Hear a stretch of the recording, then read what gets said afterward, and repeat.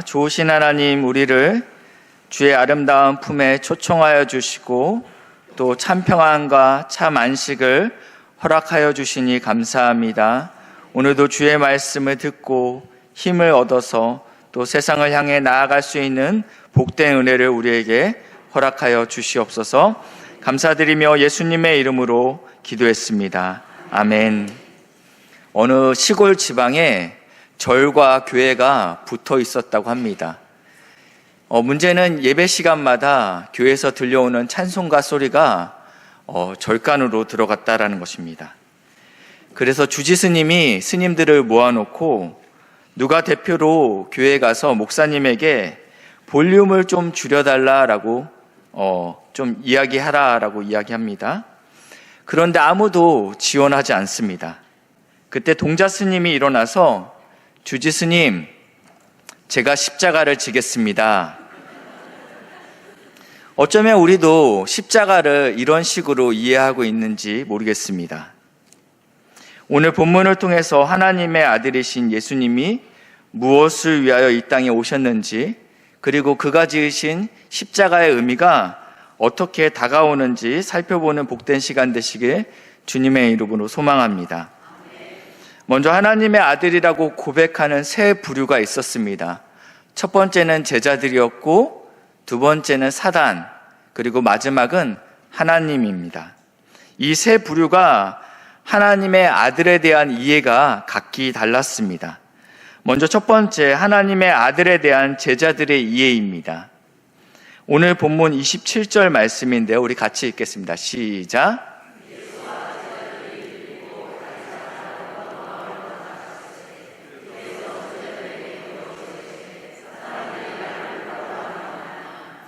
오늘 예수님께서 제자들을 어디로 이끄셨다고 말씀하고 있습니까? 빌립보 가이사랴. 이거 2주 전에 제가 이 이야기만 너무 많이 했던 기억이 있는데요. 이곳은 아주 옛날부터 우상 숭배가 끊이지 않았던 도시였습니다. 목축의 신이었던 판신이 이곳에 있었고, 또 생사화복을 주관하는 네메시우스 신전이 이곳에 있었습니다. 또 신들의 왕, 신들의 아버지 제우스 신전도 이곳에 있었다고 말씀드렸습니다. 그리고 예수님 당시에는요, 로마의 황제인 아우구스투스를 위한 신전이 이곳에 세워졌습니다.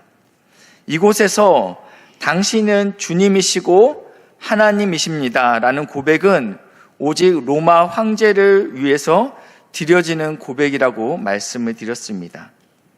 이렇게 예수님은 황제 숭배와 이방의 우상의 제단이 가득한 이곳에서 제자들에게 질문하셨다라는 것입니다. 너희는 나를 누구라고 생각하느냐? 이 질문은 예배당에서 묻는 것이 아닌 세상의 한복판에서 묻고 있습니다. 이해를 돕기 위하여 당신은 창조론을 믿습니까? 이 질문이 주일학교 공과 시간에 이루어지는 것이 아닌 국회 청문회에서 묻고 있다라는 것입니다. 베드로는 여기에 대해서 마태복음 16장 16절에 이렇게 말씀하고 있죠. 시몬 베드로가 대답하여 이르되 주는 그리스도시요 살아계신 하나님의 아들입니다. 이 가이사랴 빌립보에서의 베드로의 고백은 특별한 의미가 담겨 있다라고 말씀드렸습니다. 인간의 생사화복을 주관하시는 분은 네메시스가 아니라 예수님이십니다. 진정한 풍요로운 삶을 주시는 분은 목축의 신 판이 아닌 예수님 당신이십니다. 신들의 신, 신들의 아버지는 제우스가 아니라 예수님 당신이십니다. 로마 황제가 우리의 주인이거나 하나님이 아니라 우리의 참신, 참 주인은 예수님 당신이십니다. 예수님은 이 베드로의 대답에 이렇게 말씀하십니다. 이 놀랍고 기특한 고백, 이것은 베드로 스스로 하는 고백이 아니다. 하늘에 계신 아버지께서 알려주시는 것이다 라고 말씀하십니다. 예수님의 이 말씀에 제자들이 더 확신이 생겼습니다. 내가 긴가민가했는데 예수님이 이렇게 확실한 도장을 찍어주시는 것이죠. 우리의 생각이 맞았군요. 역시 당신은 그리스도시군요. 이제는 제가 더 열심히, 더 확실하게 사람들에게 당신을 전하겠습니다. 이러한 마음을 먹고 있는 찰나에 예수님께서 제자들에게 이렇게 말씀하십니다. 30절인데요.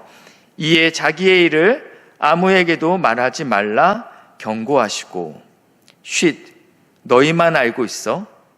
다른 이에게 말하지 마. 왜 예수님은 자신이 하나님의 아들이심을 숨기십니까? 이것은 이해가 어려운 명령입니다. 그런데 예수님이 거기에다가 찬물을 끼얹습니다. 31절, 32절 상반절인데요. 먼저 31절을 읽어주시겠습니다. 시작.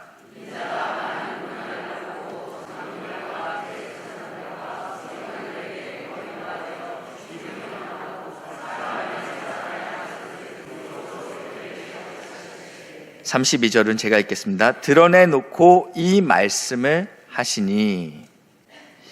31절에 보시니까요, 이 헬라어 원어 성경에는요, 지금 비로소 그들에게 가르치시되가 뒤에 나와 있지만 헬라어 원어 성경에는 그리고 비로소 가르치셨다라고 이야기하고 있어요.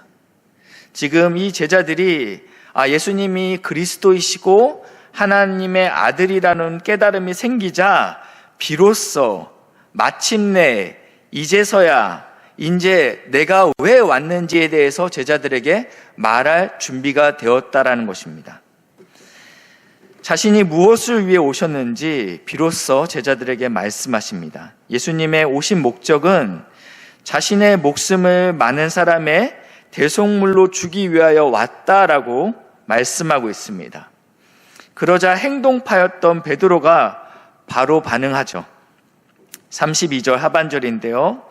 베드로가 예수를 붙들고 항변하매라고 표현하고 있는데 꾸짖다라는 표현입니다. 이 단어는 예수님께서 귀신을 쫓을 때 예수님께서 귀신을 꾸짖을 때 꾸짖다와 같은 단어입니다.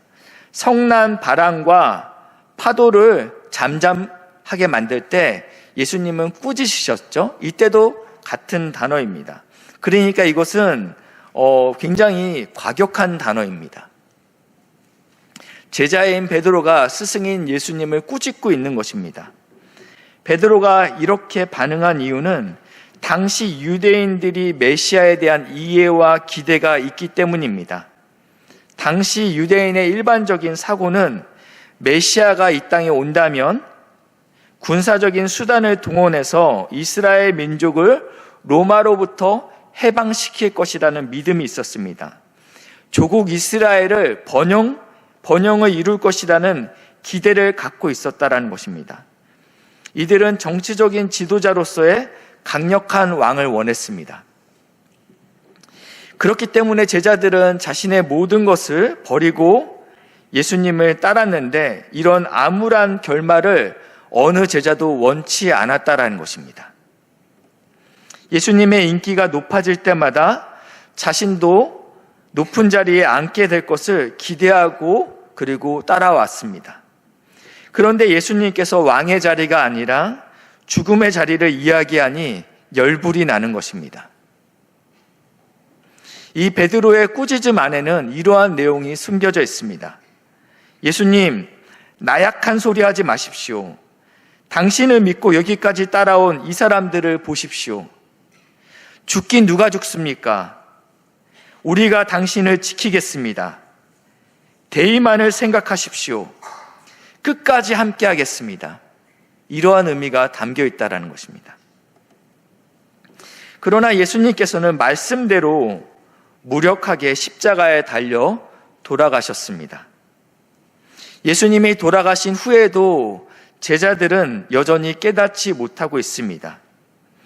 제자들은 예수님이 돌아가신 후에 흩어지게 됩니다. 더 이상 누구를 따라야 될지 알지 못했기 때문입니다. 그 중에 2명은 엠마오로 내려가는 길이었습니다. 이들이 슬픔 가운데 이 이야기를 하고 있을 때 예수님께서 그들에게 나타나셨습니다. 그리고 여러분 지금 하고 있는 이야기가 무슨 이야기입니까? 무슨 이야기인데 그렇게 슬프게 이야기하고 있습니까? 라고 물을 때 이들의 대답이 누가복음 24장 21절 말씀입니다. 우리는 이 사람이 이스라엘을 속량할 자라 바랐노라. 우리는 우리가 따르던 이 예수님이 이스라엘을 로마로부터 해방시켜줄 위대한 지도자란 기대를 걸고 있었다라는 것입니다. 그런데 이렇게 허망하게 가셨습니다. 라고 이야기하고 있는 것입니다. 이후에 예수님은 부활하시고 많은 증거로 제자들에게 보이셨습니다. 그러나 제자들의 메시아상은 여전히 변하지 않고 있습니다. 부활 후 40일 동안 제자들에게 하나님의 나라에 대하여 가르치시고 그들에게 약속하신 성령을 기다리라고 말씀하십니다. 그리고 오늘은 승천하시는 날입니다. 드디어 이스라엘 백성들, 특별히 제자들은 드디어 해방의 때가 왔다라고 생각했습니다. 사도행전 1장 6절 말씀인데요. 우리 같이 읽겠습니다. 시작.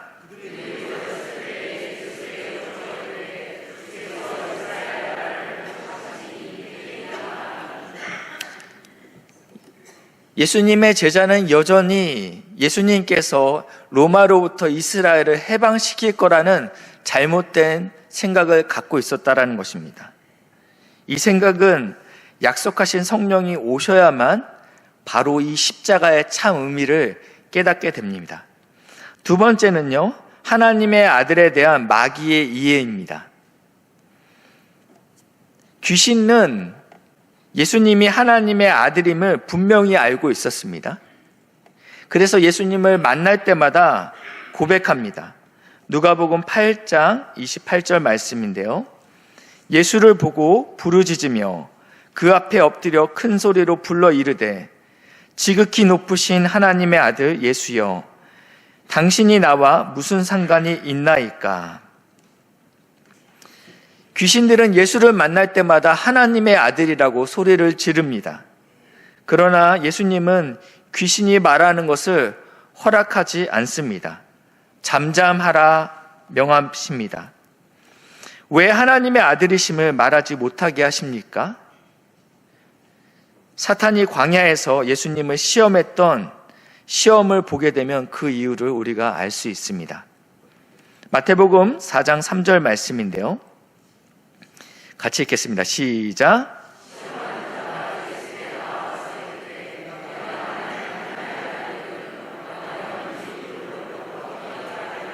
아멘.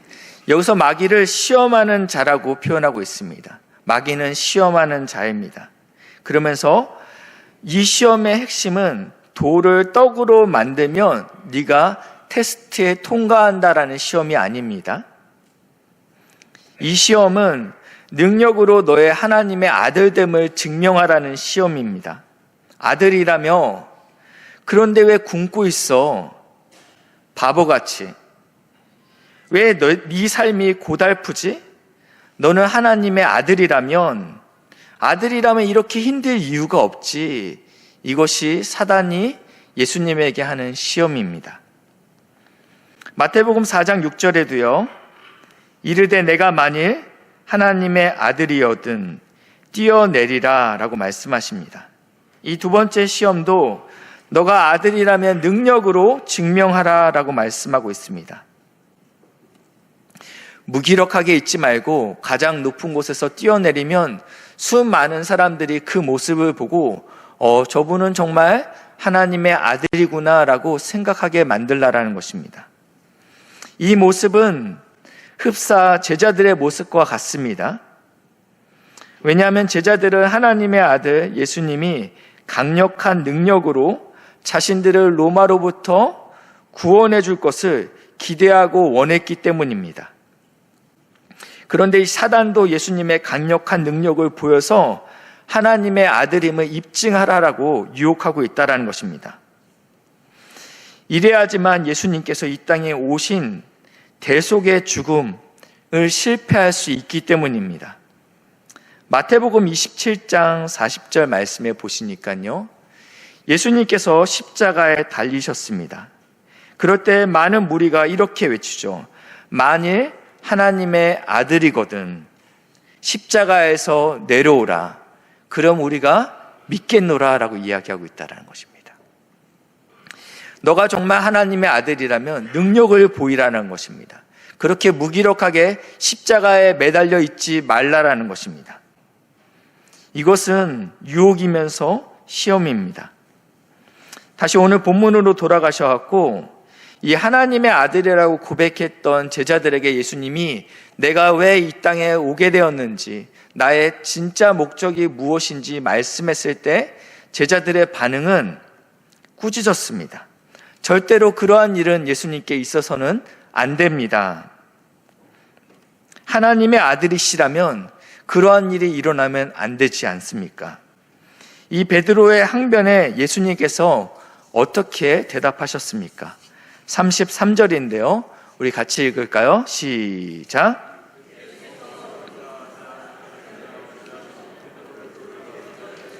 사단아, 내 뒤로 물러가라. 내가 하나님의 일을 생각하지 아니하고 도리어 사람의 일을 생각하는도다 하시고, 베드로에게 칭찬을 했죠. 내가 네 고백 위에 교회를 세우겠다, 이런 칭찬을 받았던 베드로에게 지금은 예수님께서 꾸짖습니다. 그렇게 말하면 안 돼 라고 꾸짖는 게 아니고 강도 높게 꾸짖죠. 사탄아, 내 뒤로 물러가라. 내가 하나님의 일을 생각하지 아니하고 사람의 일을 생각한다. 여기서 말한 이 사람의 일이란 이 사단의 생각입니다.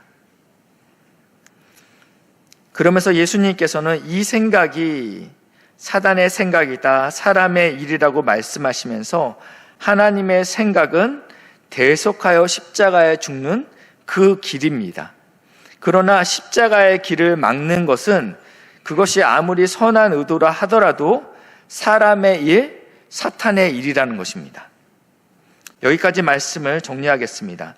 제자들은 예수님이 누구인지 알고 있었습니까? 알고 있었죠? 그리스도이시고 하나님의 아들이십니다. 그러면 마귀는 예수님이 누구인지 알고 있었습니까? 알고 있었죠. 당신은 지극히 높으신 하나님의 아들입니다. 그러면 제자들은 예수님이 왜 오셨는지 알았습니까? 몰랐습니다. 그들을 구원하기 위해서 왔다. 이스라엘을 로마로부터 구원할 왕으로 알았지 예수님이 오신 진짜 이유에 대해서는 몰랐다라는 것입니다. 그러면 마귀는 예수님이 오신 이유를 알고 있었습니까? 알고 있었죠. 나를 망하게 하기로 왔구나.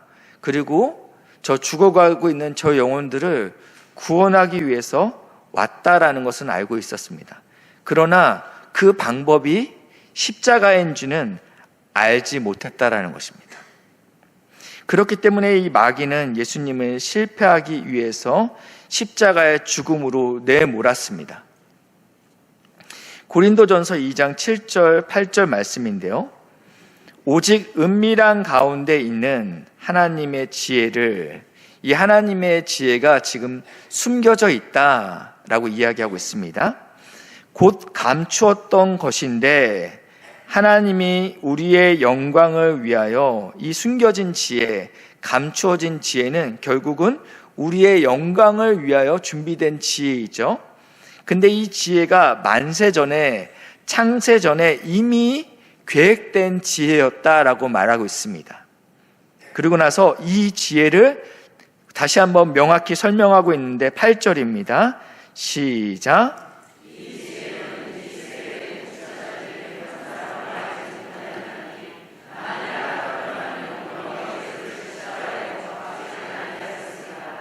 아멘. 이 지혜는 세대 통치자들, 어떠한 지혜자도, 그리고 공중의 권세 잡은 자인 사단도 알지 못하였다라고 이야기합니다. 만약에 사단이 알았다면 예수님을 십자가에 못 박는 일에 최대한 방해를 했겠죠. 사단은 예수님을 대적하고 그분을 죽이려 했습니다. 예수님의 계획을 망가뜨리려 했습니다. 그렇기 때문에 예수님을 십자가로 몰아세웠습니다. 그러나 십자가는 하나님의 구원의 핵심이었던 것입니다. 이 십자가 사건으로 인해서 이 사단이 완전히 패배를 확정짓는 일임을 완전히 이해하지 못했다라는 것입니다. 세 번째로는요, 하나님께서 하나님의 아들에 대한 어떠한 계획이 있었는지 고려합니다. 얼마 전에 아는 집사님께서 오랜만에 페이스북에다가 사진과 함께 글을 올렸습니다. 우리나라에서 가장 들어가기 힘들다는 대학교 합격증 그 증을 올리셨습니다. 그리고 그 밑에다가 이렇게 글을 썼습니다. 한 번도 학원을 보내지 않았지만 스스로 열심히 공부한 아들이라고 썼습니다. 글로는 다 표현되어 있지 않지만 저는 느낄 수 있었습니다. 거기에는 이런 내용이 포함되어 있습니다. 여러분, 얘가 내 아들입니다. 우리 집의 자랑입니다. 이것이 이 안에서 저는 느껴졌습니다. 집사님의 기쁨이 제게도 전달된 것입니다. 얼마나 뿌듯할까요? 하나님도 아들 예수님을 향해서 이러한 고백을 2번 했습니다. 내 아들, 내 기뻐하는 자다라고 2번 했습니다. 언제, 어디에서 이런 고백을 하셨을까요? 제가 가만히 생각해 봤습니다. 나라면 언제 예수님이 가장 기뻤을까? 예수님이 12살 때로 돌아가 보면 6월절이라 예루살렘으로 순례를 떠났습니다. 돌아오는 길에 아들 예수가 보이지 않습니다. 그래서 그 아들 예수를 찾아서 다시 예루살렘으로 올라갑니다. 이놈의 자식 어딨지? 그런데 이 예수님이 성전에 있습니다. 그리고 율법학자들과 함께 서로 토론을 벌이고 있는데 이 토론을 보고 있는 수많은 사람들이 이 어린 예수의 지혜를 보고 놀랐다라고 표현하고 있습니다. 그때 하나님께서 천국에서 봤지? 내 아들이야. 내 기뻐하는 자야. 라는 이야기를 저라면 했겠다라는 생각이 들었습니다. 예수님께서는 수많은 병을 고치셨죠. 그러나 가장 어려운 병이 있었는데 바로 죽은 사람이었습니다. 이것은 가능성이 없습니다. 그런데 심지어 죽은 지 나흘이나 돼서 시체가 부패되고 냄새가 나고 있는 시체를 고치는 것은 더 가능성이 없습니다. 예수님은 죽은 나사로를 살리셨습니다. 정말 이것은 내가 봐도 대단하다. 역시 너는 날 닮았구나. 내 아들, 내 기뻐하는 자다라고 이때 얘기하고 싶은데 저 같으면 우리 주님 그러지 않으셨어요. 오병이어의 사건은 어떻습니까? 예수님께서 무리를 걸으신 사건은 또 어떻습니까? 모든 사건이 놀랍고 그리고 하나님의 아들이심을 증거하고 있습니다. 그러나 하나님께서 예수님을 너는 내 아들, 내 기뻐하는 자라라고 말씀하신 사건들은 첫 번째는 예수님이 세례 받으실 때입니다. 예수님은 세례 요한에게 세례를 받게 됩니다. 사실은 예수님은 세례를 받을 필요가 없습니다. 그리고 세례를 받으면 세례 요한이 예수님에게 받아야지 예수님이 세례 요한에게 세례를 받을 필요가 없다라는 것이죠. 그러나 하나님이신 예수님이 겸손히 세례를 받으십니다. 그때 하늘에서 성령이 비둘기처럼 내려오고 성부 하나님의 음성이 들려옵니다. 내 사랑하는 아들, 내 기뻐하는 자라. 두 번째 사건은요, 변화산의 사건입니다. 이때는 예수님이 위대한 지도자, 출애굽, 그 강대한 애굽으로부터 이스라엘을 구원했던 모세와 함께, 그리고 위대한 선지자, 갈멜산에서 850대 1로 싸웠던 엘리야와 함께 이야기를 나누고 있습니다. 지금 이 모인 3자 되면은 다 위대한 사람이죠. 어떠한 이야기를 나누고 있습니까? 그 내용은 내가 예루살렘에서 죽으실 것에 관한 이야기를 나누고 있었다라는 것입니다. 별세할 것들에 대해서 십자가를 지실 사건에 대해서 나누고 있다라는 것입니다. 그때 하나님께서 다시 한번 말씀하시는데 마태복음 17장 5절 말씀입니다. 같이 읽겠습니다. 시작.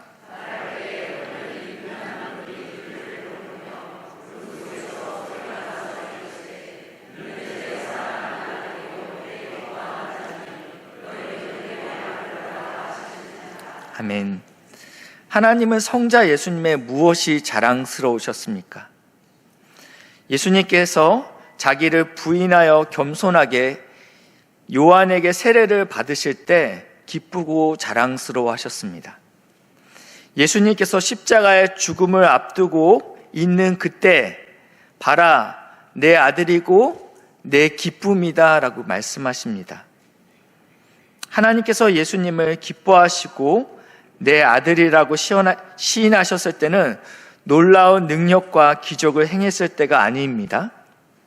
낮아지고 겸손하여 하나님의 뜻을 묵묵히 행하실 때, 그리고 형벌 중에서도 가장 저주받는 십자가에 매달려 죽기까지 순종하실 때 기뻐하셨습니다.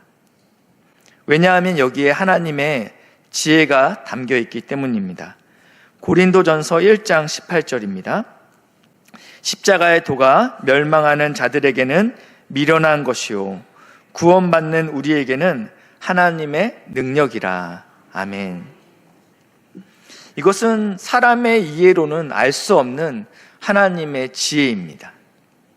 사람의 일로는 십자가는 미련하고 두렵고 치욕스러운 일입니다. 그러나 하나님에게는 멸망당할 뻔한 우리에게는 이 십자가가 하나님의 지혜이고 능력이라는 것입니다.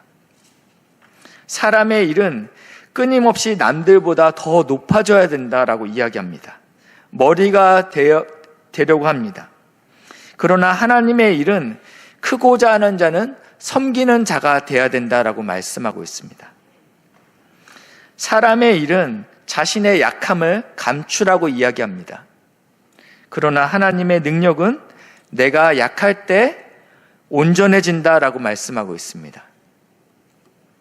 사람의 일은 물질적으로 풍요해야 된다, 풍성해야 된다라고 이야기하고 있지만 하나님은 가난한 자가 복되다라고 말씀하고 있습니다.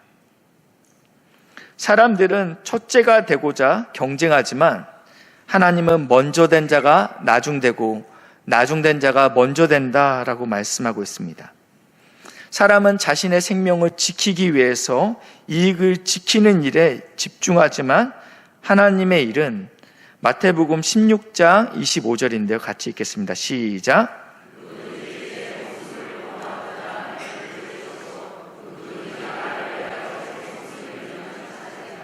아멘.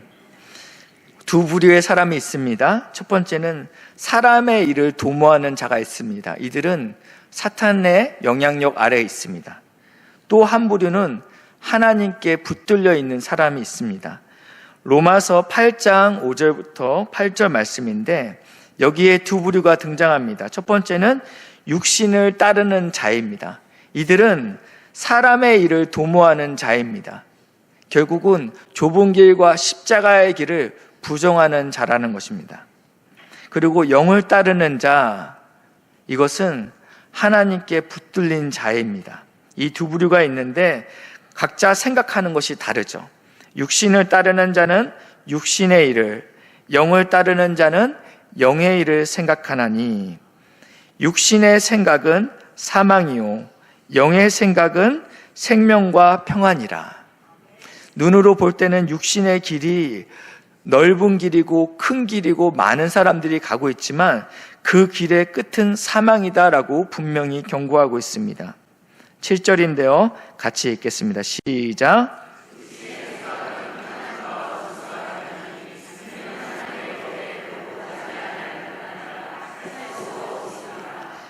육신이 있는 자들은 하나님을 기쁘시게 할 수 없느니라. 아멘. 육신의 생각은 하나님과 원수가 된다라고 이야기하고 있습니다. 같은 고백을 했던 베드로, 주는 그리스도시요 살아계신 하나님의 아들입니다. 내가 이 고백 위에 교회를 세우겠다. 그리고 놓고 바로 주님 그러한 일은 주님께 있어서는 안 됩니다 라고 이야기할 때는 주님께서는 바로 사탄아 물러가라 라고 말씀하십니다. 육신의 생각은 하나님과 원수가 됩니다. 그리고 하나님의 법에 굴복하지 아니할 뿐만 아니라 할 수도 없다. 그리고 하나님을 기쁘시게 할 수도 없다라고 이야기합니다. 예수님은 하나님의 뜻에 순종하셔서 하나님을 기쁘시게 했습니다. 그러나 제자들은 아직 성령이 임하지 않은 제자들은 그리고 사단은 육신의 생각, 사람의 생각으로 하나님을 기쁘게 하지 못합니다. 우리는 육신의 생각을 버리고 예수님이 가신 그 길을 따라 비로소 이는 내 사랑하는 아들, 사랑하는 딸, 그리고 내가 기뻐하는 자라라는 칭찬을 우리가 들을 수 있다라는 것입니다. 오늘 본문 마지막 절인데요. 34절, 35절입니다. 제가 먼저 34절 읽겠습니다. 무리와 제자들을 불러 이르시되 누구든지 나를 따라오려거든 자기를 부인하고 자기 십자가를 지고 나를 따를 것이니라.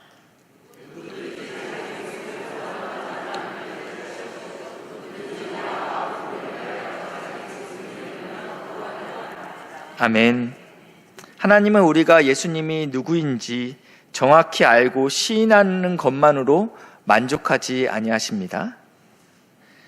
하나님께서는 예수님이 걸어가신 그 길 따라 우리도 십자가를 지고 따르는 데까지 행하기를 원하십니다. 오늘도 말씀에 순종하셔서 이번 한 주도 예수님의 십자가를 지고 살아내는 성도님들 되시길 주님의 이름으로 축복합니다. 아멘. 기도하시겠습니다. 좋으신 하나님 감사합니다. 우리를 위해 십자가에서 죽으심으로 하나님의 지혜와 하나님의 능력을 이루어 주시니 감사합니다. 우리도 예수님을 주님으로 고백하고 예수님이 걸어가신 그 길, 우리의 십자가를 지고 잘 따라갈 수 있도록 인도하시고 역사해 주시옵소서. 감사드리며 예수님의 이름으로 기도합니다. 아멘.